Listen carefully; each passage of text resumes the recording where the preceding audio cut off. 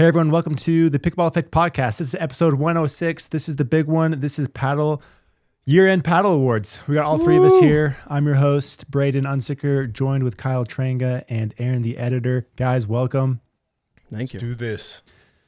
Well, we've been hyping this one up more this year, building it up to it. I'm really excited about this, and I've put a lot of thought into these answers, and I know you guys have too. I'm actually feeling nervous. I always get nervous a little bit more for a pod than regular stuff because you just talk. There's no words to read, right? Right. But I think I got all my thoughts together and can back up my choices here. I think what I'll do here is I'll just explain the categories we're gonna go into, and then introduce the People's Choice Awards, which is new this year. So we're gonna dive straight into the big four. We're going to get those big ones out of the way. We're going to do category awards for best power paddle, best all court paddle, best control paddle. And then we'll do the big one, the paddle of the year, which is also People's Choice Awards. Big thank you to everyone who voted for these 5 People's Choice Award categories. We had almost 300 people There we go. in there. And so that was exciting to see. And then after the big four, we're going to jump into specialty awards. So we're going to do the most underrated paddle, hidden gem, something along those lines, which is also a People's Choice Award. We're going to do best bang for your buck. And then this was a fun one. We're going to do what paddle did you want to love but just couldn't? And then we're going to do biggest paddle miss. Following that, we're going to do a gear and accessory award, just something, whether it's shoe, bag, something that's not a paddle that you just loved and used a ton this year. Each of us will do that. Then we're going to do brand momentum awards. So we have most improved brand, breakout brand of the year, and then brand on the decline. And then we'll finish with some thoughts and predictions going into next year. So with that, we're going to go straight into the big four. We ready? Thank you for shortening the amount of awards this year. I know. I think I only counted 80. Yeah. 80 different categories. So if you don't win, then because we did as close to participation trophies as you can. Yeah. I got an Excel spreadsheet. There were over 300 paddles we received this year, so we had to bump up the category count. Yeah, so many. But I don't know. I just thought it'd make it fun to make it a little more expansive. And I think what we'll do this year, or follow the same format we did last year. We'll go, Aaron, give us your hit. Kyle, give us your hit. I'll do mine. Explain why we said what we said. Yep. And then we'll go to the next one. Any thoughts, questions, sayings before we start? Where's People's Choice going to fall in? Yeah, how are we doing that? Yeah, so and then I'll just do People's Choice after me. Okay. For the categories where that makes sense. I like For it. the other awards, we did Kyle, Aaron, Braydon. We keeping that the same? The first spot's intimidating. Kyle, I'll pass to you if you'd like. That's fine. Aaron is backing out already. The safe middle. A safe middle. You know what I mean? Like that. Just put me there. He's going to do this for several of his picks. He'll be like, I'm going to say, no, this one. He's just, you got to commit. You got to own your picks, Aaron. I'm committed. Okay. Thanks, Chris Kringle. Chris, it was really nice around the holidays for you to take some time and join us. We really appreciate that. Mr. Kringle. All right. I lost a little weight this year, though. Not as fat of a Santa. Holly and or Jolly, yeah. Yeah, you lost your Santa. You're not getting as many Santa gigs this year, huh? I know. Well, the hat still looks great. Okay, here we go. Big four, right off the bat. We're going to start with category awards. Number 1, bullet 1, category 1, best power paddles. So many power paddles were released this year. This was probably the most difficult category to select winners for because there were so many options. Mm-hmm. Kyle, give it to us. What do you got? Best power paddle of the year. Best power paddle of the year. I have it going to the Loco E. Sorry, guys. Why are you apologizing? It's a great paddle. I know, because I knew you guys are going to be like, oh, we picked the Loco. But honestly, in conjunction with that tech that came out, the EVA foam, or the EVA ring, I just think the Loco for me was the best power paddle. There were so many good paddles. I think this was the hardest category for me to choose because there was a lot of them that I liked. Honorable mention for me for best power paddle would honestly go to the Boomstick, which to me, they both played pretty similar. I think it could have went either way. I think that Loco just edges it out budget-wise. There you go. That's a good pick. I got nothing against that. Aaron, what do you got? I thought maybe we were gonna do it each by shape, so I did each by shape. We're just doing one collective. I apologize. Maybe where did that text land us? We're just doing one. One for power, huh? I have one for each shape. I was originally gonna do just a series, but as I was thinking about it more, I ended up liking and selecting one per shape because they come from different series. We did throw that in the text thread, but nothing wrong with Kyle's power. Would you like me to give you one per shape or just one? Do one per shape if you got it. One per shape. Okay, here we go. See, now you can't get anything wrong. It's 3. So if you guys hate my picks, there's one of 3 to hate. So this is perfect. Okay, starting with the wide body power paddle of the year. Bum, bum, bum, bum, bum, bum. It's V-Sol Pro. Oh, there it is. It was a little blurred out on the V-Sol camera. Pro Bloom. Boom. This thing's great. So good. Don't need to explain myself. There's a million videos. It's cheap. It's awesome. It's got tried and true tech. It's delicious. It's a great power. Okay.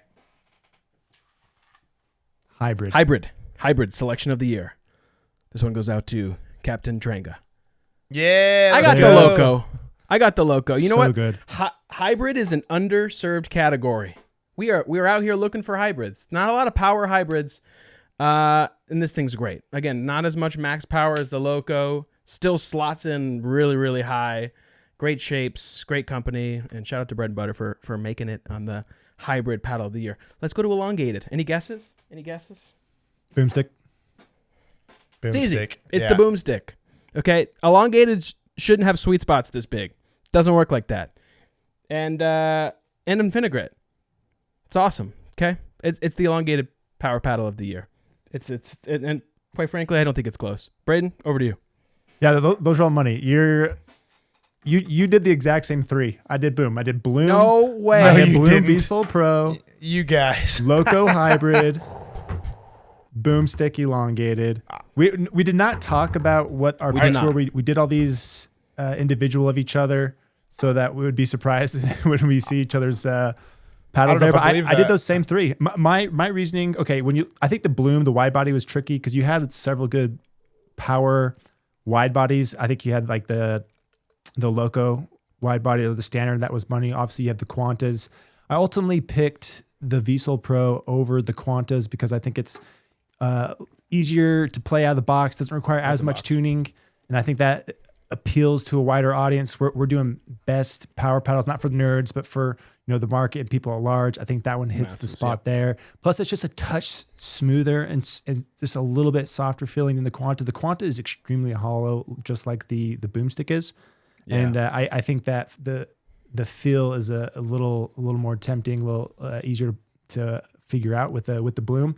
And then I picked the Bloom over the Loco standard purely because of shape. I liked the longer handle. I thought it made it easier for the two-handed stuff, just moved a little bit better. And it was mostly a handle length thing than anything else. That could have totally gone to the Loco as well. But then the Loco hybrid, dude, okay. Then it almost flip-flops, right? Like you have hybrids in the Quanta. You have hybrids in the V-Sol Pros. Ultimately with the Loco because the power pops there. But then you get that refined feel. I think the shape there is really solid. And I think it beats out the others as far as the output, connection, forgiveness, twist weight to swing weight ratio is just so solid. That thing is just incredibly forgiving, so easy to tune. The feel is just a little bit firmer and money and just really good there. Elongated, I went Boomstick instead of those others because the forgiveness, dude. Like you don't get 120 swing weight paddles that are nearly. I mean, it was like 6.8, 6.9 twist weight on that thing, which was just absurd. Just extremely forgiving. And for me, Kyle, yes, the elongated Loco is very good, but I think the Boomstick, or I picked the Boomstick over it primarily just because of the weight balance and forgiveness. Like it's a little bit lighter than the Boomstick. I think it's a little little bit lighter than Loco, a little. You get what I'm saying? A little lighter, and a little bit more forgiving. It was why I picked it over the Loco. Yep. But the Loco's still a solid option. Those are the power paddles of the year. So many good power paddles. I mean, if I had to throw out a percentage, 80% of paddles this year were power 100%. paddles, right? Yeah. And they just progressively got better as the year went on. These were all releases in the last 3 months or something like that. Yeah. Yeah, pretty recent. Really, really recent. And anyways, that one was tough. That was funny that we all lined up there, or Aaron and I lined up there. But the Loco, yeah, you said elongated, but the Loco just series as a whole was just super solid. Fits right in there with all of our stuff. Those are our category winners for the power paddles. Let's go to All Court. All Court had a little smaller selection, but we'll see what everyone came up with. Kyle, All Court. All right, late in the game, but this paddle actually blew me away for an all court paddle. And again, I'm just going to pop in really quick. For anyone new that's clicking on this because you're curious about really dynamic pickleball paddles, control paddles, okay, these are low-end power. You're going to get good drops, refinement. You're putting the ball where you want. All court, you're kind of living in the middle. You're not power. You're not crazy. You're not control. And then power, obviously, exactly what it sounds like. And so if anyone's new, these are 3 different categories of power/control. So that's what we're talking about. But if you didn't know that, go watch a different video and come back. Sorry, Kyle, please continue. No, you're good. You're good. All right, my all court paddle of the year. Woo! The charms. The charm. Yes. I actually Charmy. I really like this paddle. I played both the hybrid and the elongated, and I'm very happy with both. Honestly, it blew me out of the water for an all court paddle. Just really good control, enough power, nothing crazy. Did you get the activated power sense to it? Yeah, when I wanted it, which was cool. But it wasn't crazy top end power. Like I didn't feel like I was blasting balls out. And honestly, my flicks and rolls were just so good with it. I'm just like this thing is a all court dominator. And it looks flashy. I had a bunch of people come up and be like, "Whoa, what is that? Whoa!" Yeah, the orange turns heads. So good job, apes. That's a great pick. I really like that paddle. That to your point, man, it's you pick it up. It's forgiving. It's very solid. A little bit more muted feeling. Mm-hmm. But when you lay into it, that activation layers there's only a couple of like activated kind of foam style paddles out there. You have the Pickleball Apes, and then you have the Power VSOL Powers, and I think the Pickleball Apes are more forgiving than the VSOL Powers, which kind of gave them the edge for me over those in that all court space. That's a good pick though. I like that. All right, Aaron, it's good. It's a good pick, but there is a better all court paddle. Okay. And if Braydon backs me up here, he better. The all court paddle of 2025 is the J2 NF TI. That's a great pick. Too. I'm calling titanium. Specific to the titanium. Specific to the titanium. You know what? I think some of the other ones, I was playing them back to back to the K, the Kevlar, to the carbon fiber. They're a little bit poppier. And I think they might flirt them into the power category. And so to not blur the line, the TI is the all court paddle of the year. Again, you can get into a million different options on FC Plus, on long handle. Instead of distilling all of that, I think the TI is just fantastic. It's got the biggest stock sweet spot I've ever felt. We talked about this paddle a lot ad nausea a few weeks ago in our podcast, and there's got a million videos of it. So instead of going too deep, it just plays damn good. And so for me, it's the all court paddle of the year. Great pick. I like the charm. I think I'd want to pick the charm. I just think this fits more people's games. Yeah. But the charm is an awesome. And also it's just newly released. And so I need a little more time on it. Braydon, what you got? Braydon? No, I like that. You recently marked that one as your go-to, your main paddle at the moment. This was a recent development? That's the one, right? I think, yeah. Got a little bit of tuning tape. A little high up. Look at that. We're kind of in the top third of the paddle here. Yeah, I like that setup. And paddle plays dang good. I think I could go back and forth C45-14 in a tournament in this, but I think this is a little bit more stable, gives me a little bit more offense. But yeah, that's the main. There you go. That's the main. Good pick. Okay, this one, I don't think you guys got these paddles, to be fair. Ouch. The one I'm picking here. And so the 6-year-old Coral is the all-court paddle of the year for me. This one just recently came out, and there was really only a handful of like super solid all courts that came out this year. So it was a little smaller pool. And this one, for me, it's a combination of like it just does it all really, really well. And it has brand new tech. It's all their own. I always appreciate that. The diamond tough texture, I think, is legitimate. Like you got to appreciate the effort to improve the grit durability. Yep. The feel of it is it's very much like the enhanced dual work. It's very crisp, it's very lively, but it doesn't give you that hollow sensation that we're seeing from a lot of these power paddles that we mentioned. And the feel is just so good. And then the pop and power is there, but it just flirts with that line really well of like being enough, but not so much that you have to overthink to try to tone it down when you're speeding up driving. You just go out there, you play. I think I noted in my review of it that when, like the second time I was playing with it, I just forgot I was reviewing a paddle. I was just playing ball. And that's, I think what this does so well is it just, you forget about it. You go out there, you play, you work on your game, you're hitting your stuff, and you're not even worried about what the paddle's doing. And it toes that all court line really well. Probably a little bit more on the aggressive side of all court. I think the NFT is a touch toned down versus this. So if you did want something more like true all court, I think you go with that one. This one is those things that I said. So going to the coral though, I'm wording it, I guess, to the series, but the hybrid and the wide body are the best here. I think in the elongated, like the NFT from Honolulu Pickleball is a better all court elongated option than the coral. I wanted to call that out because they're J6 on that. Oh, J6 sorry, did I say the wrong one? Yeah, the Honolulu J6 is a super legit all court paddle, particularly in that elongated space. But for me, it's the coral. It's a latecomer, super solid, super good. I think we're going to see more and more of this. There wasn't this just released. This thing is just going to get more and more popular. You're going to see more and more people talking about this one because it's pretty unique in playability and in tech. They got a good thing going with that one. So that's good. That's my best honorable mentions to the same ones you guys brought up. The Pickleball Apes and those ones were super solid. All right. Braydon, quick pause in here. I haven't seen a lot of 6-0 coral reviews. Any 6-0 coral reviews on YouTube currently? If somebody wanted to click off the video and go watch one. Yeah, I don't know why there weren't others.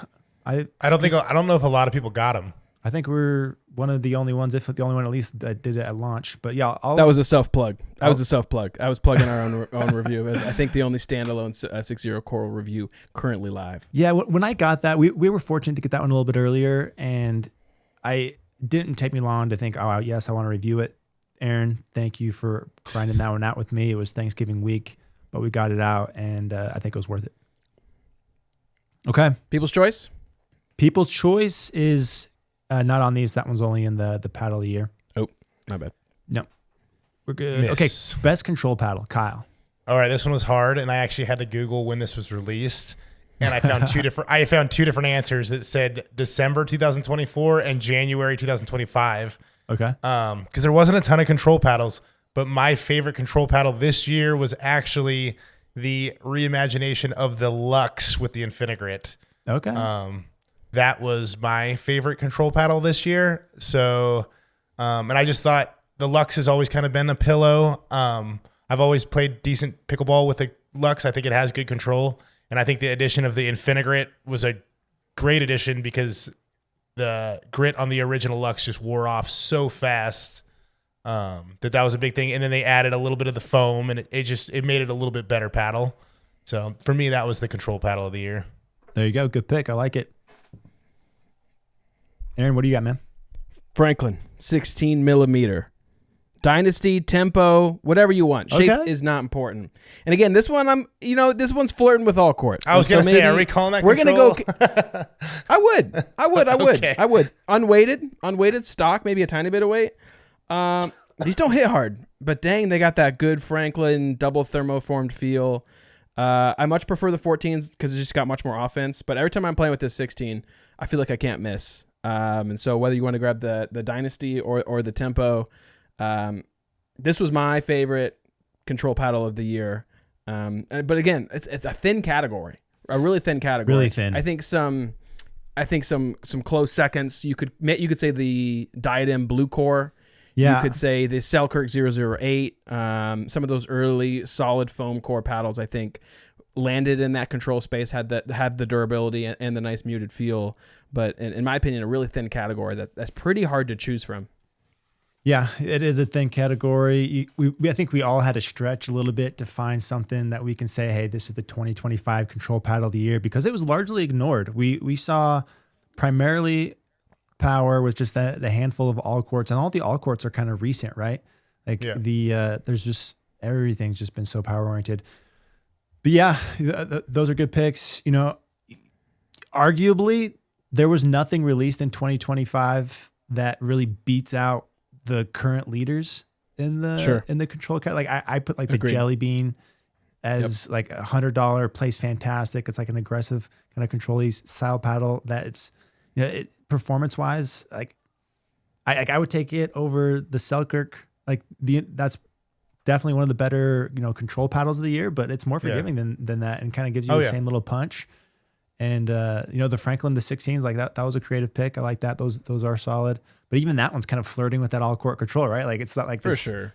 there was no like obvious control thing. You know, for me, Kyle, I did the same thing as you. Like I kind of went back and had kind of cheated a little bit. Like there was a paddle released mid-December that wasn't included in the awards last year. And I thought, okay, I'm going to make it part of this one. I'm going to give it to Chorus. This is their updated shapeshifter. Oh, Nice. that's a good one. Nice. So that was released in 3 series. I love the hybrid and the elongated in the shape of the series in particular. Really lightweight. The spin is elite. It's up there with the best of them. Excellent. There's not too many paddles that use this 18K. 18K. Yeah. 18K triaxial weave. Yeah. Yeah, and it works. It's good. It uses it. The spins there, has that really pleasant, softer feel. But then it has that what do you call that CCF design that with the fiberglass kind of a little bit of an activation layer to where you get mostly control everywhere, and that has a little bit more pop when you need it. Can easily customize. So I think that was the best control paddle I played this year. But as far as paddles that came out this year, I like the control category largely. I don't think changed much, and the paddles we were recommending last year are still the ones I'm recommending now. I do recommend this paddle quite often for control style paddles. I think it and the Jelly Bean in particular are super solid. But yeah, that was a tough category. I was looking through paddles released this year in the database that were controlled, and like the Prism Blooms, like those were released this year. Maybe there's an argument for those. New shape option, sure. Yeah. So, but yeah, that's the control, and I think the all court and the power ones, like those are you know, winners for the year. And I also think that they're some of the best power and all courts you can get like right now as well. It wasn't just a 2025 thing, right? Yeah, but if you're fully looking for a control, you know you want to live there, maybe watch the 2024 Control Paddle Awards that we did last year, because I agree with you. I think a lot of that info is still super relevant. Yeah, oh yeah. Jelly Bean, Vatic Prism Flash.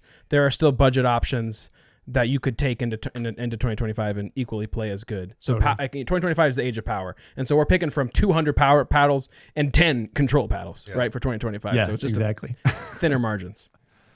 All right, that's good. All right, the big one, paddle of the year. Okay, let's talk about what we thought about the considerations we made going into our selection here. I imagine we may have approached it a little bit differently. The way I thought about it was like I'm looking at tech, something that was innovative, something that had staying power, something that like had industry impact, performance. Like it's a really solid in its category. Those were things I was thinking about as I was trying to decide what the paddle of the year was. Again, this one was super hard to pick because so many good paddles. Hard. What were you guys thinking about going into picking the paddle of the year? Kyle, I guess we can start with you. Well, I was going to say same things. I tried to pick one that shook up the industry, one that has tech that a lot of people used in their next paddles, you know, one that kind of just changed the game this year. Yeah, I like that. Yeah, ones that like influence the market, right? Like that. Yeah. Things like that. Aaron, did you anything to add to that? I think years past, it's been fairly easy. I think there's been 2 or 3 paddles you could say this is 1A, 1B, or you know what I mean. Maybe it wasn't released in shape options, so like there was some preferences. This year, I am struggling to say like this is the number 1 paddle this year. I think as the years go on in pickleball, say last year there was 500 paddles on the market. Now there's 800 this year, and then next year there'll be 1,200, and so it gets harder and harder to select the best paddle because there is so many options for so many players. And so we say all the time, this is a great paddle, but maybe for you, like pending your preferences and your shapes, and you like stiff or you like muted. And so to say like objectively, this is the best paddle of 2025, I'm kind of at a loss. Like truly, I could think of 1,000 different like answers. But I don't know. Okay, we'll have that send us into paddle of the year, Kyle. All right, so this paddle came out. The tech has been shared with more paddles since. This paddle created better pro results. This paddle influenced a new accessory on the market. I am going to say the paddle of the year was actually the boomstick. I think that tech influenced a bunch of awesome power paddles. It was forgiving. It showed us that power paddles can be forgiving. It inspired the sliders. Like we saw accessories based off the MOI system. All of Selkirk's pros are getting good results. Jack Sock's like crushing people with a boomstick. It's just, I think that was an industry shakeup with the boomstick. Yeah, that's good. That was Aaron and I are so proud of you, Kyle, for coming with that pick this year. If you go watch last year's 2024, there was a much different story. Go take a that peek. That was a great pick. Great, explanation, reason behind it. It felt really solid. I'm clapping over here for you. That's a good one. That's a good one. I like that. All right, Aaron, what do you got? I'm going to take all the smoke in the world and say, I don't know. I have no clue. I have no clue what the best paddle of this year is. I don't know. I have no clue. Off with his head. Who knows? You gotta have something. At least give us 2, 3, ones you were considering. Let's just take a peek. I'm just gonna grab. I don't know. Okay, things that I'm thinking. Yeah, the boomstick's awesome. New grit texture. That's awesome. Finally getting rid of peel ply. Isolated weight with the MOI system. Super dope. When I saw it, I was like, that's too much weight in one area. It plays great. It's got the biggest sweet spot and elongated ever made. Super, super cool. Things that the Opal did are so awesome, but it also kind of is tough to play with. And so I want to give it to the Opal, but I think most people would play terrible with the Opal. But as far as innovation, 6-0 has done a ton of really, really cool things. I think the notched foam with Honolulu is so clever and awesome. And people are copying the EVA hollow EPP foam ring, but then they're like, let's do this puzzle design. And I looked at that. I'm like, that's sweet. Who thought of that? But like, is it, the J2K was the paddle last year. And so are we going to give it to the J2NF? I can't do that, but it's a great paddle. So like, how is anyone to pick anything? I think this is the year of preference. But then ready.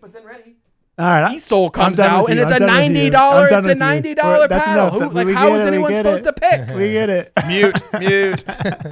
I don't know. All right, he opts out. All right, I will show you guys what the paddle of the year is. I debated for hours, and this is the one I came to. The RPM Friction Pro. No, not a good joke. Bad joke. Oh, I was Nobody? like, He's rage baiting. I haven't hit one, so I was like, no reaction. No, that was a joke. That is honestly a great paddle. I do like it, but it is not paddle of the year. That was my joke. Obviously, it didn't hit. I wish I could take it back, but it's too late. It's in the video. We recorded it. It's being shown. Here's my actual paddle of the year. It's going to go to the Honolulu J2NF. This is 2 years in a row for Honolulu coming in with paddle of the year for me. They had the J2K last year.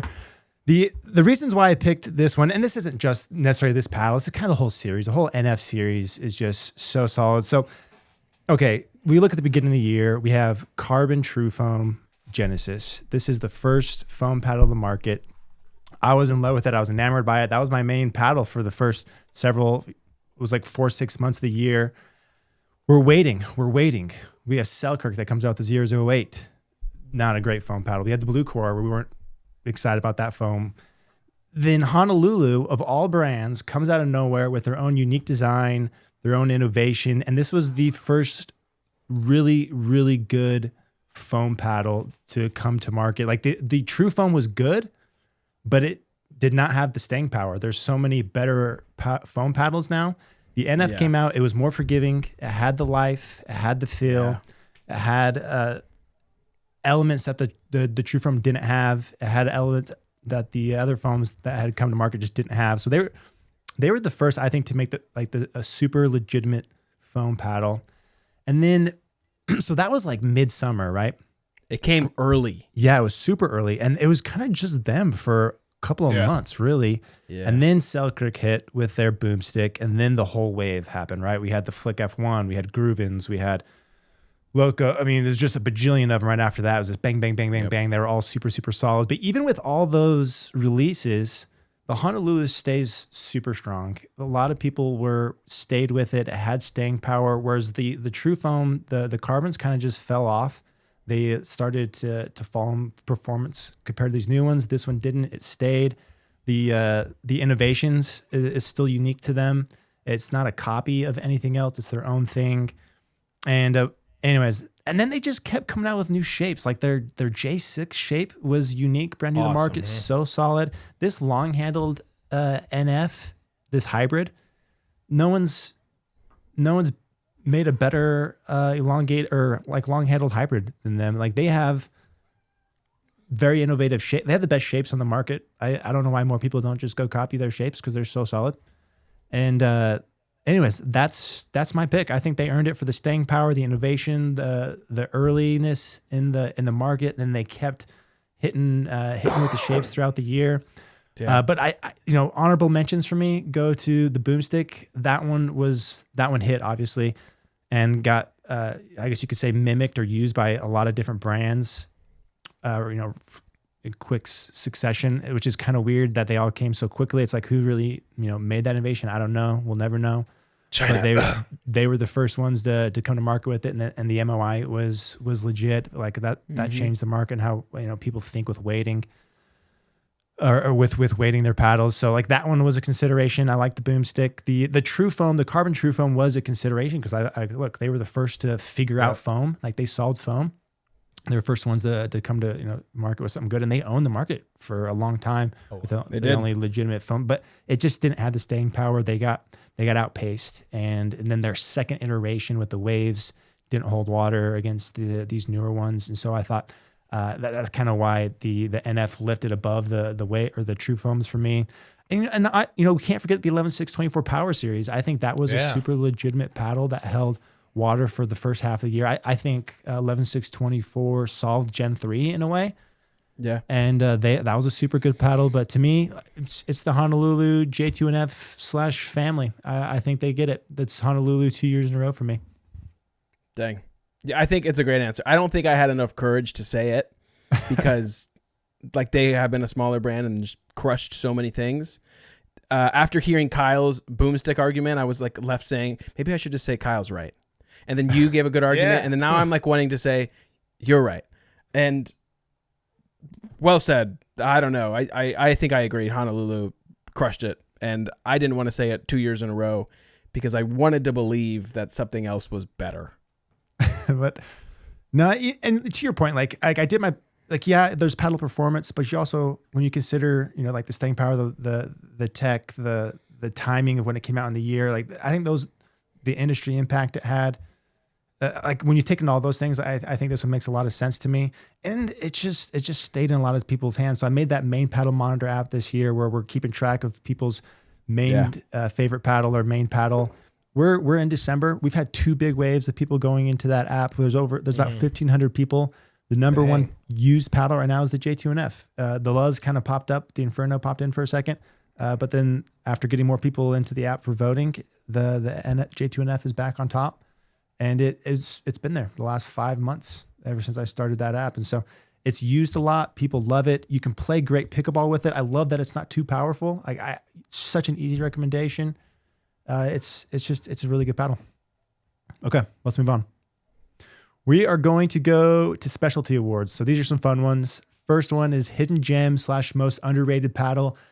This could be a hidden gem maybe for you. It could be industry specific. You can kind of explain, why you picked that one or whatever paddle you selected. And, but yeah, give us the most underrated paddle, hidden gem. Kyle. All right. So this paddle did get some reviewer love. But I don't think it's taking a big hold in like the public, and I think it should. I think it's a great paddle at a great price, and it's unique. Got to give it to the Duo. I like that. I think it did get some love from the reviewers, but I don't think it took hold of the community the way I actually thought it would at a pretty competitive price. and I think this is one that shouldn't be slept on. Yeah, that one was interesting because I absolutely love that paddle. I think it plays great. And, we've talked about it multiple times where it kind of, fills in a little unique spot with its feel and power level.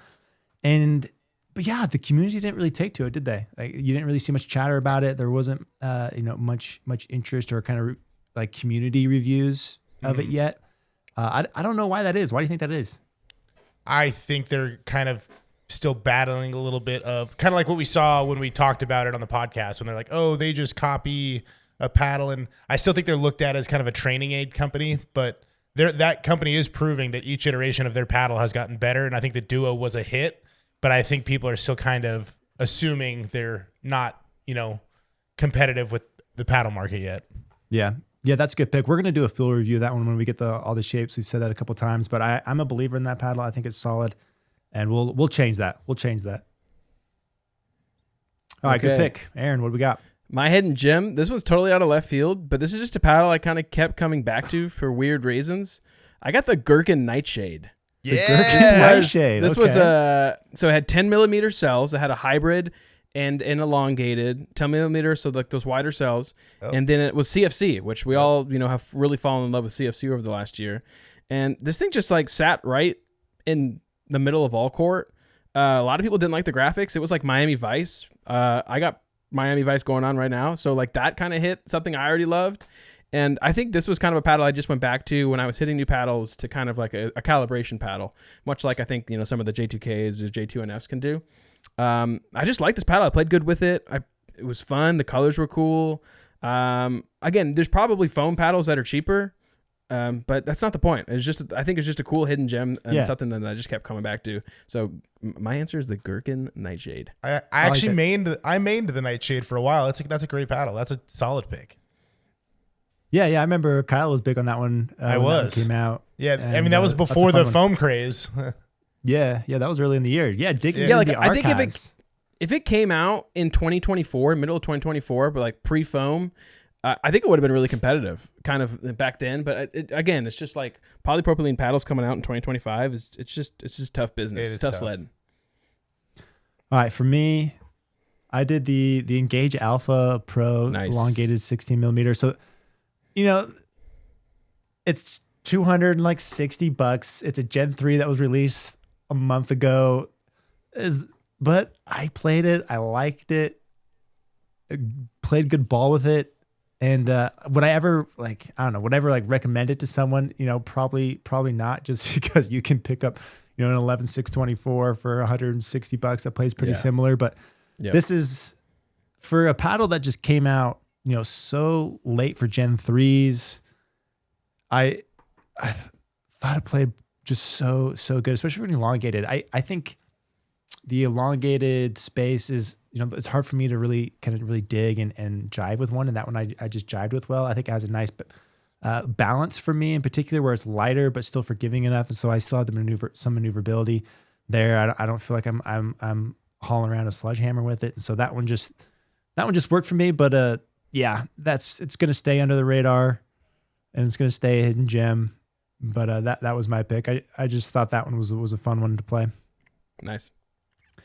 Big bang for your buck is the next one. You don't even have to go through all three of us. I think we're all going to say the exact same paddle. We're all saying the same paddles. There's three of them. There's three of them. All right. Well, go ahead. Well, who should go? Am I first? Yeah. Just rip them off. Don't even explain why. Just say them. We'll just all say them. Well, best bang for your buck is VSOL. The new VSOLs. Aaron. Les Cannon. Oh. I had the Quanta and the VSOLs. There it is. There's the three. Those are the three. Yeah. And if you want poly, go Les Cannon. Yeah, if you want poly, go Les Cannon, VSOL, Quanta. If you're a nerd, you're a tuner, go Quanta.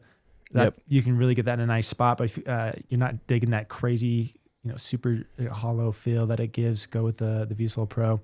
Yeah, those are all just $90. It's ridiculous. So good. It's ridiculous. It's ridiculous. There's really not many reasons to spend more than $100 these days if you don't want to.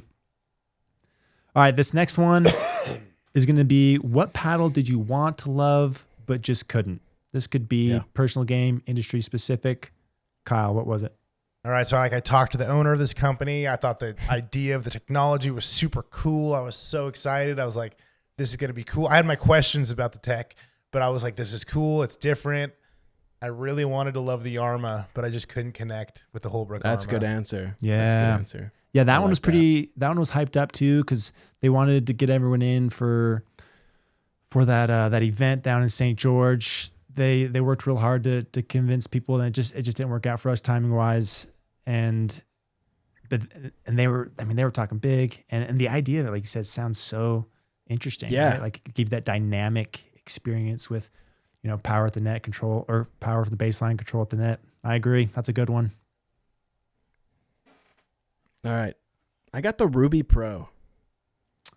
Okay. Yeah. It was a huge Ruby main. I loved it. Big 6-0 fan.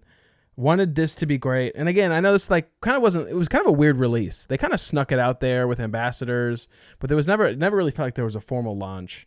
I put a lot of hours on this and I just never found myself connecting with it.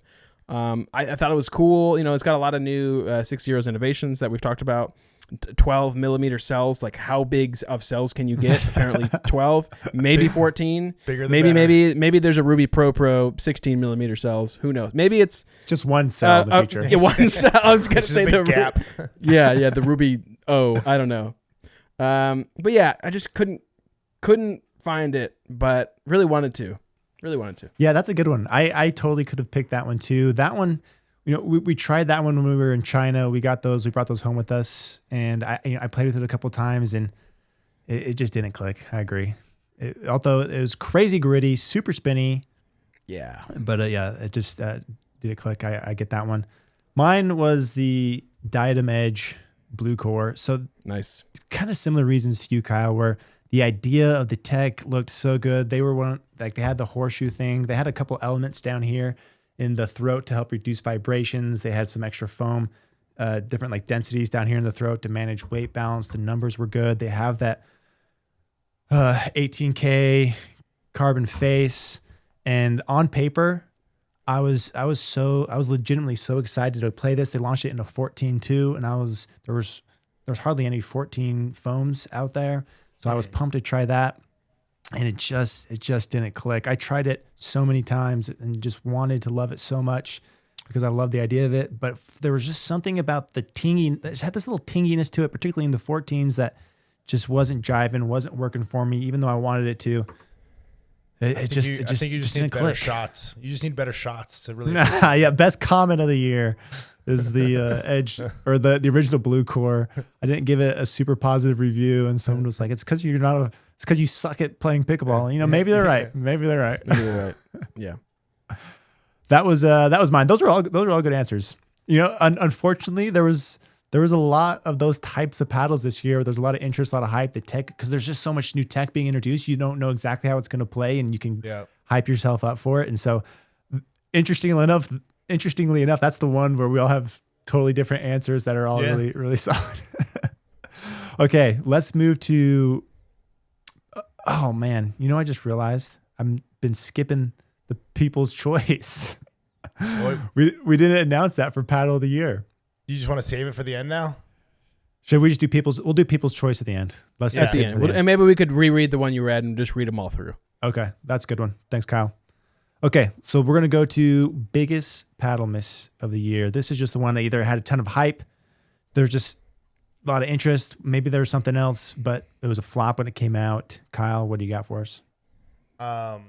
This is one that I pulled out of the box, and I thought I was being trolled. No offense, Honolulu, but the J4 to me was the biggest. I didn't even think of that one. I pulled it out of the box. I was all excited. I got all these sweet paddles, and then I'm like, are they messing with me? Like, is this a real paddle? Yeah, at the very beginning of like the foam, that middle of the summer, everyone got this huge box of Honolulus. There must have been 8 paddles in there. I think there was 8 paddles in there. Yeah. Yeah, Honolulu does that approach, right? Like the spray and pray thing, where they just throw everything out there and see what sticks. And this was one of those moments where they were throwing everything out there at us. So you're going through the paddle shapes, like, okay, cool. Then you're like what? I thought it was a joke. That's a good one. I like that. Anything else to add on that, Kyle, or we good? I mean, it actually played okay. I don't see anybody seeing that paddle and buying it based just how it looks. Yeah, we had talked about this briefly last week, how there's not really much reason to go less than 16 inches too often. You can maybe go under it a little bit, but that shape is just so lightweight, so forgiving already. You don't like the benefit of going for more forgiveness with that extra wide shape. Just, I don't know, it doesn't make sense when you need that reach. You need a little bit of plow through with 16 inches. And so, yeah, to me, that shape doesn't make sense. All right, Aaron, what do you got? It builds off of the J4, which the only thing worse than a bad shape is thinking it's a good idea months later. I got the Proton Flamingo wide body. I'm sorry, this came out like 2 weeks ago. And why?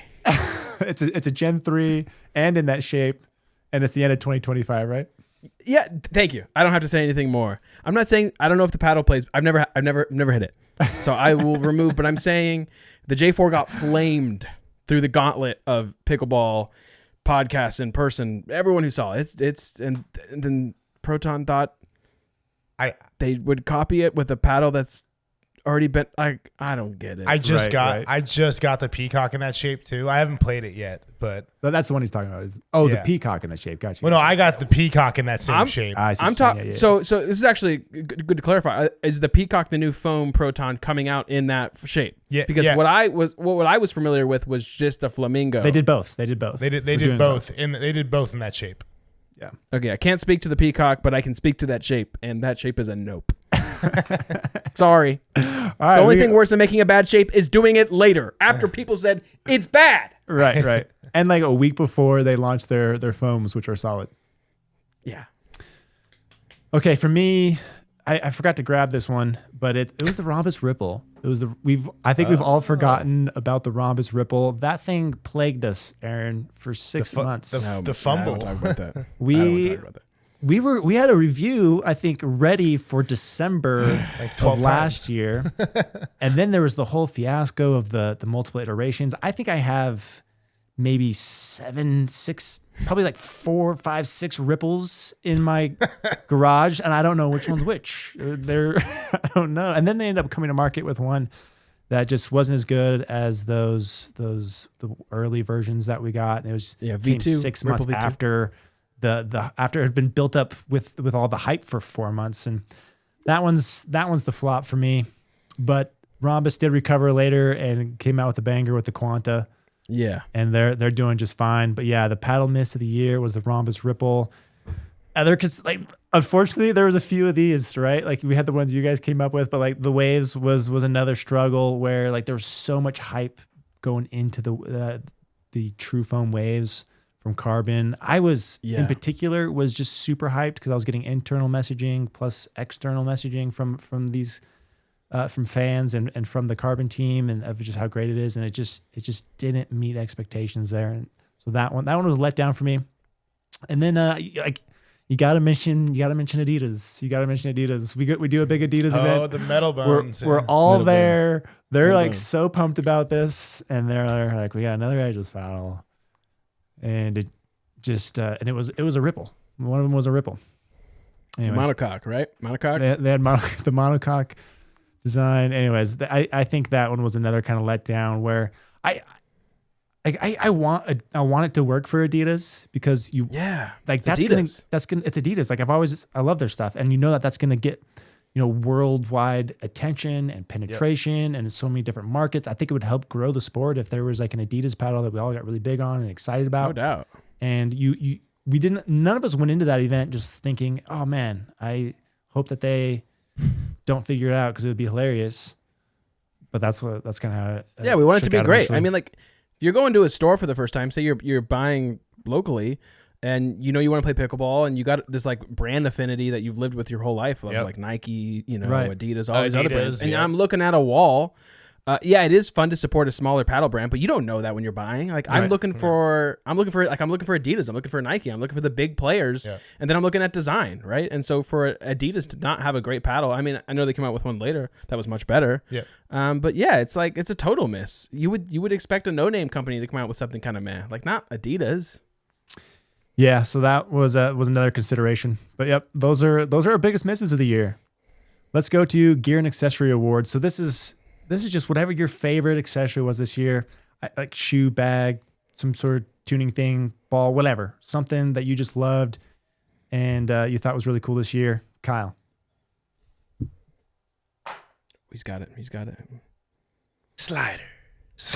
Sliders. Those are sweet. And again, this is something I've talked about this for, the past year is I wanted, movable weight like this. So I'm just glad somebody finally did it. Yeah, that's a good one. I like that. Those are sweet. Aaron, what do you got? Okay, I got two. One is the shoe. It's the Skechers VaporCorp Pro 2.0s. Again, when I got sent these, they were bright pink, and I didn't think I would wear bright pink shoes. And I eventually put them on, and they have been some of the most durable, comfortable, best pickleball shoes that I have ever played in to date. And again, I know shoes is highly preferential, and it's there's a lot of factors. But this is totally like taking me by surprise, and I've already bought another pair, and I have other shoes. You have pink in your background. It's taking over your life. It's infected me.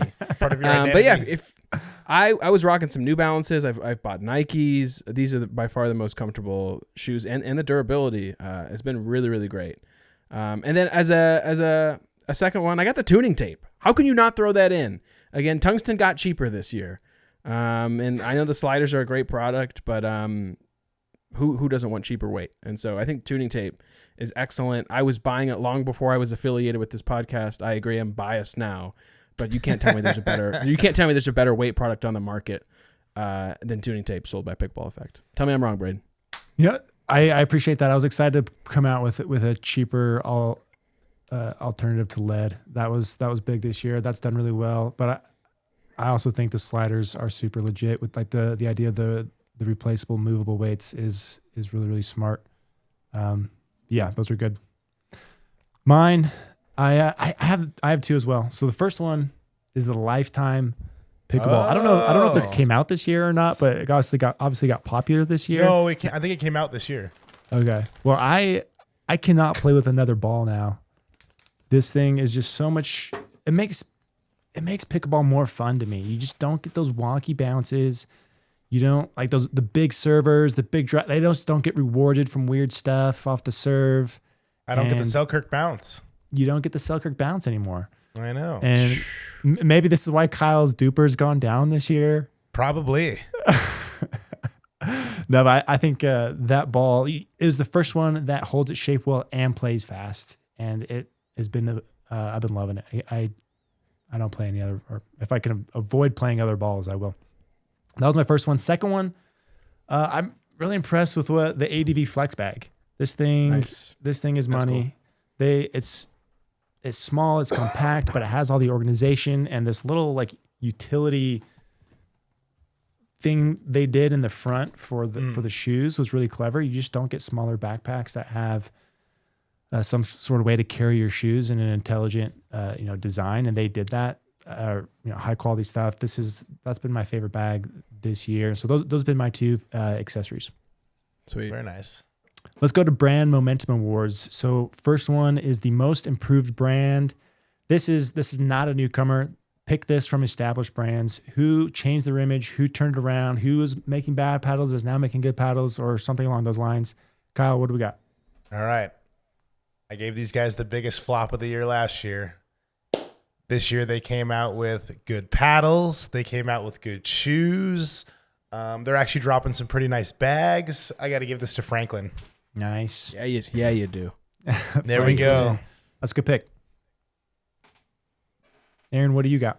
I got it between two, and I hate to be that guy. I got Franklin too. They were those paddles last year weren't it, and the C45s have been a personal favorite and a delight, and to have a great Gen 3 plastic paddle in a sea of foam, I think speaks volumes. So I got Franklin, and then I also threw in I threw in 6-0. I think we were ragging on them last year, and I don't know if I say that without the coral. And this is some speculative thinking. Again, I haven't hit the coral, but from everything I'm hearing and respected names in the industry, I think 6-0 is back. Again, with the opal being a little bit more refined now with the production model, the coral slotting into all court, and again, a lot of those tech innovations with the diamond peel ply. So I put 6-0 as most improved, along with Franklin, right behind Franklin. I agree with both of those. And to add to our list, I put Selkirk for similar reasons as you said with 6-0. They just totally flipped their image this year as far as perspective of how people think and look at the brand. They're now seen as innovators. They're now seen as performance leaders, whereas before they were just seen as this company that appeals to the masses and is just trying to kind of make a buck off the 3.5, right? But they totally flipped the script this year, and that's hard to do, especially for a company as big as they are. But they managed to change the way they're viewed, and then they came out with some really solid paddles with the Era and the Boomstick that put them at the forefront of innovation and in the front of, or just in conversation with all the other really, really good paddles this year. And so I think Selkirk was another brand that gained a lot of momentum along with the two you mentioned. To speak on that, I think the hardest thing for a paddle manufacturer to do is go back to back. Two back-to-back releases. You say True Foam Genesis, awesome. You go True Foam Waves, meh. You could do it a million times. But to go Era, Boomstick, again, remember they were delayed, and they were like, okay, they had 2 launches before they went. They didn't. A lot of companies will go 1 launch, it's great. We have to make the next one better, and sometimes it doesn't. So I think back-to-back is a really big indicator of success, and shout out Selkirk. Yeah, and that was the case with 6-0, right? Like they did the opal and then the coral closely after, kind of late in the year, but still back to back, and like they flipped the script on how people view them, right? Okay, that's good. Let's do Breakout Brand of the Year. This is a newcomer that made waves versus picking an established brand. Kyle, what do you got? All right, so these guys came out of the woodwork.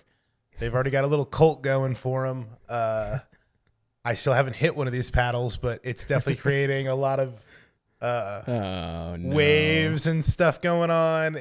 I'm going to give it to RPM because it's just, I feel like they came out of nowhere. I don't know if they're going to be able to create magic twice. Everybody loves this Pro 4-esque paddle in the Friction Pro, but kind of like what Aaron said, let's see if you can copy a paddle twice and make magic happen again. But they have to wait for Yola to release something next year, so we won't see another RPM until summer of 26. But tell me I'm wrong. I'm gonna say though, they've done a great job creating a diehard community really quickly that are willing to go at your throat for their company. So yeah, that's a good one. Aaron, what do you got? I got Enhance. I think Enhance is they were a YouTube company, like making YouTube videos and originally, Yeah, and then started with some products. I think the 4.5 I almost put as an underrated paddle. Again, kind of in that all court plus area, really good out the box. And then again, the hardest thing to do is going back to back. And then I think they did it with the Duo. I'll speak to it. I haven't hit the Duo. I haven't received the Duo. No harm, no foul. But to add paddles to a lineup, I think is really difficult, and for them to both be good. And so there's a lot of pickleball brands that are existing, and so I think Enhance was a perfect breakout candidate, and they get the Aaron the Editor 2025 Breakout Paddle Company of the Year. Money, yeah, both of those are solid. Mine's different. I selected Luz. I went with Luz. This is a brand that I was ignoring their emails. I was ignoring their emails at the beginning of the year. They were consistent, wanted me to review their stuff, and it got to a point where I could not ignore them. I had to give them time because the interest was so strong for them. They built similar to RPM. They had a really strong audience, kind of strong following that's pushing the brand, and they have that Pro Cannon as the budget paddle that is kind of like it's the easy entry buy, gets you in front of people. It's gotten a lot of good press, and it's true. It's a really solid $95 Gen 3. There really isn't much reason to spend more than that for a Gen 3 these days because that one is so solid. And then the Inferno is just in a lot of people's hands. It's number 2 in my main paddle monitor app. And you can't ignore Luz. They enhance. They've been around a little bit. Yes, I agree they're a breakout brand, but like Luz started below Enhance and finished, I think, above Enhance. Yeah. And Well just skyrocketed. And RPM is another one where kind of, but like RPM, like at least they had James to kind of push. Like Luz it's a Chinese brand, and they're crushing it. They're making good stuff, and there's a lot of interest and a lot of they're making good paddles. So you gotta give it to Luz as the breakout brand of the year. At least that was my pick. But yeah, those are all solid. All right, brand on the decline. So this is not newcomer. This is some more established brand. Maybe they released some paddles. Maybe they didn't release paddles. They're just losing interest. They're losing market share. Who do we got, Kyle? I mean, I could have picked one of 3 legacy brands here that I feel like are all on the steady decline. I feel like I could have used them all interchangeably, honestly. But I'm going to say Engage. But honorable mentions to this would have been Onyx and also Gamma. Like, I feel like those 3 legacy brands are kind of just on the decline. Oh, he's going to fight you on this. My only argument for this, Kyle, is you have to be high to fall. Ooh. But that was mean. That was mean. No. Those are good picks. I'm just joking. I feel like everybody that was up there didn't have a big fall this year, though. I felt like there was like some movement, but I just feel like they just continue to go down. No. Those are good picks. I'm just messing. I'm trying to be funny. I'm not funny. I need to stop. You're funny, Braydon. You're funny. Also, when you had your joke earlier where you're doing the RPMs, we're on webcams here with computers, and I could see the RPM, so I saw it coming. Yeah, I did too. So that's why we didn't laugh. Braydon, you're funny. Okay. You're funny. It's just the camera was too wide. That makes me feel better. Yeah, you're so funny. You're so funny. And also, Kyle, I think you're missing one. I had to think about this for a little bit, but brand on decline. How can we not say Paddle Tech? We have to say it.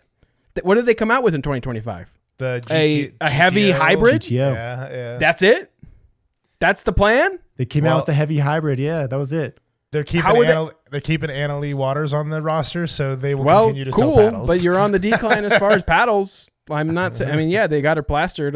Like they should change the Paddle Tech logo to her face, probably. But like, I'm sorry, unless they come out with something in 2026 early, they're on the decline. And again, you have to get high to go low. They got high. Remember, Paddle Tech was slightly irrelevant, and then they made a case that Gen 1 could be good.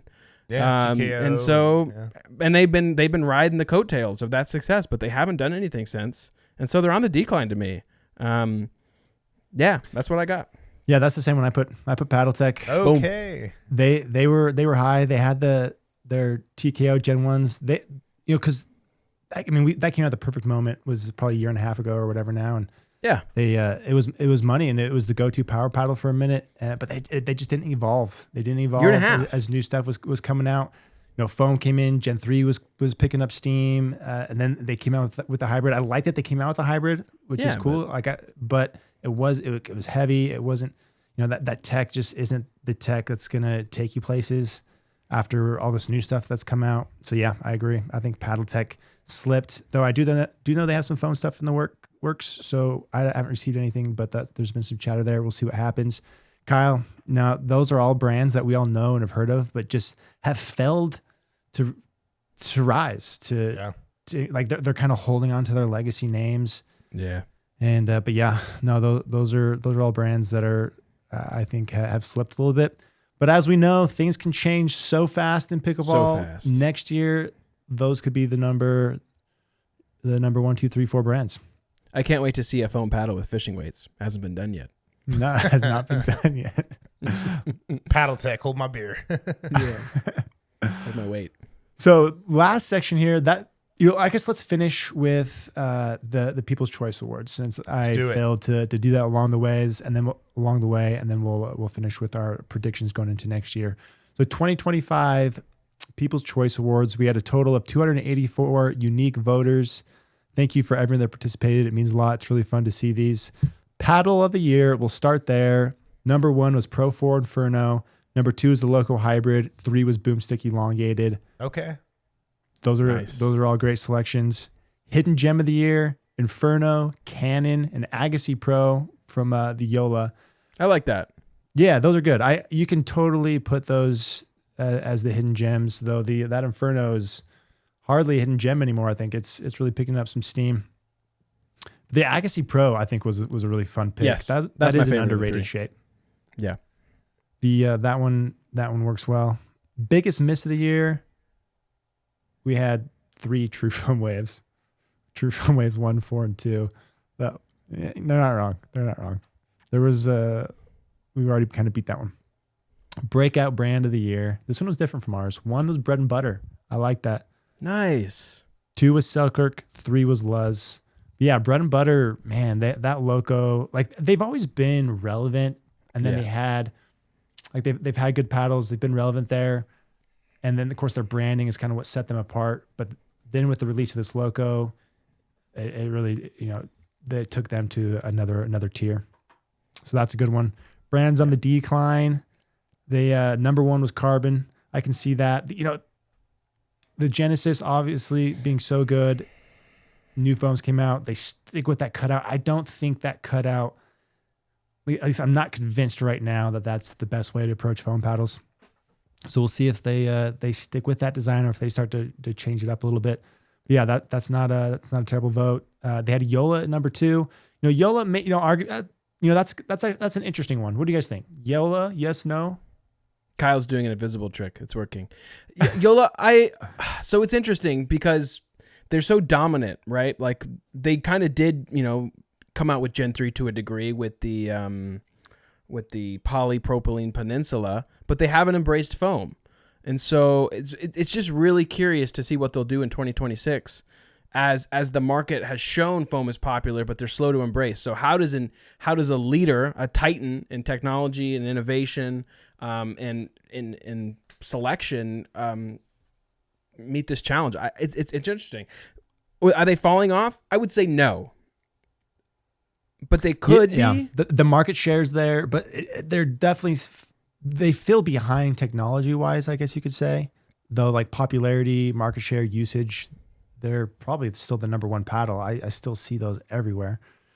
But I wonder if they kind of handicap themselves a little bit with their yearly release cycle, because they've been consistent with releasing new paddles. What is that, like January, like March-ish seems like is when they kind of do that. They've done that the last couple of years. I imagine they're going to do that again next year. And with the way pickleball is now, with the current, like it just takes so, like just everything changes so fast. I wonder if that kind of hurts them to stick to that 1-year plan. But at the same time, like when you're that big of a company, when your distribution's that large, it's tough to just release new paddles. But then again, they released several new paddles this year, like with their budget friendly line. So it's not like releasing paddles is what's holding them back. I wonder if it's just that yearly cycle that's kind of keeping them from, doing a foam or something. I don't know. But yeah, and they're so big and dominant. Like whatever they choose to do will have really large waves that affects the market. And so it's like, are they behind? Well, they're the ones that say if everyone else is behind, sorta, right? Based on what they make. And so because they're so popular, like if they released an objectively bad paddle, I still think they'd be really popular and on the courts everywhere. And so they kind of go into them and Selkirk kind of go into a weird category of the skewing the data. I think if they weren't as popular and as big and dominant, I would say we would easily say they're behind. But because they aren't, it gets confusing. Yeah. Like these other ones we mentioned, they're on the decline. Like they've fallen, behind, I think, tech wise in a similar way that Yola has, but Yola stayed on the courts and they haven't, right? Okay, let's go over our last section here. Predictions for next year. So let's just talk, maybe paddle trends, tech trends, just something you think is going to be trending next year as when it comes to kind of anything with pickleball or paddles or styles of play or whatever you guys came up with. Let's hear your predictions for next year, Kyle. All right, I think we're going to continue to see foam. I don't think we're going to switch to anything crazy different than foam. We might try some different types of foam, different configurations. I think we're going to see a lot more of the EVA ring, EPP foam still going into next year. But I do think we're going to see some more stuff, like the charms coming in at late with the incisions and like some different stuff like that, making the foam kind of react differently. Maybe not with the full cutouts, with maybe half cutouts and some incisions. I think we're going to see a lot of just playing around with what we can make foam, how we can make it react. And honestly, 100% agree. with what we saw with the body helix and the cork inserts, I know a lot of people didn't like that, but I thought that was a very cool idea. And I think we could see some of that where they're putting different types of material in that foam to create more dwell and whatnot. I could see a lot of that happening this next year. That's good. Anything else aside from that? More durability, less edgeless paddles. Yeah, no, I 100% agree. I think we're still at the infancy of foam. We're going to see lots of different variations. We even saw several different variations here at the end of the year with the duo, the corals, the opals. Like we're going to see more and more different things from people. We're even seeing some of the medium sized brands innovate here, which I think is really fun with like Pickleball Apes coming in with their own thing, even though they're not necessarily this huge R&D budget leader, but they're still able to come in with something different. So there's obviously still capabilities, ways where you don't have to be the Yola Selkirks of the world to come up with something new that works. And so yeah, I agree. We're at the beginning of foam, and we're just going to keep seeing more and more of that. What do you got, Aaron? I agree. I think it's just going to be the first 6 months will be master iteration, right? And so incisions, different types of foam. New foams other than EPP, MPP. Someone will find another one and stick it in a paddle and try it. They'll cut holes in it. They'll cut incisions. They'll put EVA in different spots. Someone might come out with like a polypropylene foam EPP hybrid in different segments. Like people will just try a million different things. I think we'll maybe see some more edge guard innovation. I think F&B unlocked an idea to some other people that, hey, we don't have to do the same TPU edge guards. Let's play around with those a little bit. I don't know if we'll see new faces for a while. Again, like something will happen in the next 6 months that is like, we'll say is revolutionary. So Yola did it with the polypropylene propulsion tech. I would say the J2NF did it with the foam puzzle design. The Selkirk did it with the boomstick floating EPP. There'll be another one. There always is. They're impossible to predict. But in the interim, it's just going to be tinkering. Everyone will continue to tinker with different things. Yeah, I like that. I think, so you're saying like from these kind of top, maybe top 10 brands, we'll see some innovations, and then we'll see everyone else kind of iterate off those, and we'll just see a million different things. That makes a lot of sense. We'll see one big one. I don't know what it is. There'll be a big one. You can't predict. Yeah, there'll be a big one, and then it will be iterated again into the next cycle. Yeah, I don't think we've peaked innovation wise, right? There's still a long runway. There's at least a couple more years, I think, of the like big leaps. Like we're still going to see leaps, and but there's going to be a lot of change next year. I think right after thermoforming came out, there was kind of a lull for a year where like Kevlar was the big innovation, right? Yeah, and then Gen 3 came around. I don't think we're going to get another lull year like we did following thermoformed. We're going to see bigger changes, more stuff than just a different facing layer, right? It's going to be more fun this year. That's good. Anything else in addition to that? That's all I could think of. So for me, I like your guys' takes. Agree on both of them. Yeah, I think we see more MOI type stuff. I think we're going to see brands, launching paddles with their own weight systems already applied. I think that's going to be a trend. There's going to be more grit innovations on top of the foam. We're already starting to see the beginning of that with 6-0, Selkirk. Spartus is coming out soon here with another claim. So I need to figure out how to test grit better, because it's such a hard thing to do as a reviewer, where you can't just hand them out to people because everyone plays different. They play different hours. It's tough to kind of regulate and control that. I need to come up with a way to test grit in a controlled way that makes sense. But anyways, we're going to see more grit innovations. I think we're going to see less interest in power paddles next year. I think the Coral is going to start this shift where the Coral is, and 6-0 is big enough of a brand that a lot of people are going to get this in their hands, and they're going to be like, oh, I actually play better with a paddle that doesn't just rip at 100 miles an hour. And I think there's going to be this kind of realization in the market where the Locos, the boomsticks aren't the best paddles for my game. They're fun. It's cool. It's exciting. We've been chasing power for 2 years. Okay, we reached it. We're there. Now, how do I play good pickleball? It's going to be the Corals of the world. I think that's going to fit the majority of the people. I like even Kyle, like you messaged me the other day with the charms. You're like, I played so good with these. And I was like, yeah, that's not a loco. Like it's just so easy to pick up and play because you get a little bit toned down, but there's still some offense where it's not, it helps you more than it hurts you. Anyways, I think we're going to see a step away from power paddles, and there's going to be a bigger traction for that kind of all court leaning power area. And like the NF even, I think is an area, like another one that just crushed it this year, where people who are like, I want to play good ball. The NF was like your best option in the foam world. You switching to the NFT here, Aaron, like it's kind of another example of potentially of this pattern we might see from a lot of players.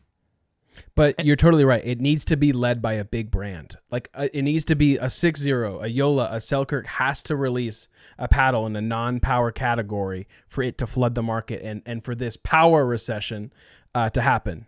Mm-hmm.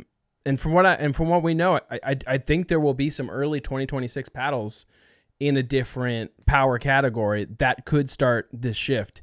And so that's really, really interesting. But it can only happen if big brands release paddles in different categories, or else they're just going to want to buy the newest model of X, and power is sexy. And so they got to convince people that a different category is better, but it has to come from a big box. I like that. Yeah, I didn't, the way you articulated that makes sense of how that's going to come to be. That was my prediction, and that's how it's going to happen.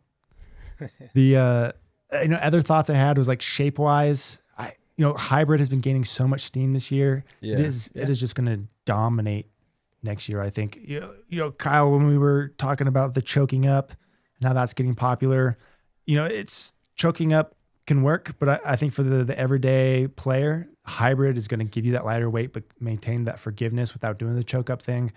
Hybrid just makes so much sense. And I think we're going to see not pros, like pros are going to stick elongated. They're never going to change. But I think hybrid is just going to keep gaining steam. And then, and my last kind of thought of prediction of the year was like, I'd be surprised, and I don't think we're going to see another RPM or Luz. I think those days are behind us. I don't think we're going to get these breakout brands out of nowhere. I think the market is mature enough now where the R&D and the innovation is coming from the top of the food chain now, where like they're the ones that are developing, coming out with new stuff. And you're just not going to see these little guys come to the market with something fresh that's going to break them out. That's going to be tough to do. I'd be surprised if we see another big breakout brand like we did this year. Yes, no. What do you think of that one? Totally disagree. You go first, Kyle. Well, honestly, I don't think we'll see, unless we see another, because again, I think I contribute RPM's breakout to James, honestly. So unless we see another pro ditch mainstream pickleball to somehow, like if Anna Lee tomorrow decided to start her own paddle company, that would be a breakout brand. Yeah, some sort of novelty like that. Yeah, that's an exception though. I know, but I'm just saying Aaron? We could see another one. Yeah, dude, of course there will be another one. There's always another one. Like when there is a superhero, there has to be a supervillain. And so supervillains will continue to rise. It was Luz this year. It was Honolulu the year before that, even though they're kind of like cemented themselves. Congrats. Yeah, of course there will be another one. Someone will do something. Again, you can't keep cutting the price. Like what, we're going to have a $50 boomstick? Like that's what I'm saying. Yeah, like, there'll be the way someone you will break do something. Out is the scenario with like, okay, you need a villain to fight the superhero, and people are always on the hunt for who's the new yeah, brand. There'll be another one. I guess there'll be some of that, but at the same time, I'm thinking like you can't beat budget. You can't come in on R&D. Like, how are you going to come in and beat people? Yeah, there's no. I don't see any big enough gaps. Yeah, exactly. Someone can really just exploit and take advantage of and rise off of, because all these breakout brands, Luz is kind of different, where they didn't rise off of some sort of tech. They kind of came in with a cheap Gen 3, and there were others. People had come out with the cheap Gen 3s, but maybe they were the villains. Like the Luz kind of came up with that your villain theory versus some of the ways brands have broken out in the past with price or tech or something. So, but you're right. Maybe that's the way it happens. It's built off of the success of others. Like the Pro Cannon is a Gen Yola Pro 4 dupe or a 3S dupe. It's 11624 dupe. It's Yeah, it's a yeah, full- and you yeah. could say the Inferno plays similar to the Boomstick, right? Yeah. So they're taking the top dogs, and then they're just creating knockoff clones, even though the Inferno is still a couple $100. But yeah, of course there'll be someone else next year. I don't know how, and you're totally right. You make good points. You can't keep getting cheaper, and so if it's not cheaper, then it's iteration. And there's a lot of companies that do iteration well. But no, I'll disagree and say there'll be someone, and in 6 months I'll tell you who it is. But there'll be someone.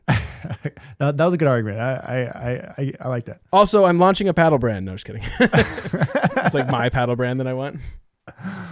Comes with a free lens. Yeah. No, bad joke. See, I'm just reinforcing my bad jokeness. Whatever. I don't care. Whatever. All right, that's the end. That's the end of the podcast. Thanks over. everyone for tuning in. It's Super over. fun. Always enjoy doing that with you guys. This is the last episode of the year. We're taking December off. No more just no more videos. Aaron and I will be working on some stuff behind the scenes for January, but we're gonna have a little more relaxed schedule. I'm just working heavily on website stuff, getting everything prepped for that launch and adding some new tools and making things fancy there. It's gonna be sick. That'll come early January. Really excited about that. But yeah, that's gonna be the last episode of the year. Thank you for everyone for tuning in all year long. It's been so fun. It's been a crazy year. It's been episode 100. There's so many things, so much momentum, so many good things that happened to Pickleball Effect this year, and I'm really grateful for you guys and for the audience. It's been a lot of fun, and we're going to keep going at it come January. Sweet. All right, see you everyone. Have a See you good next year. holiday.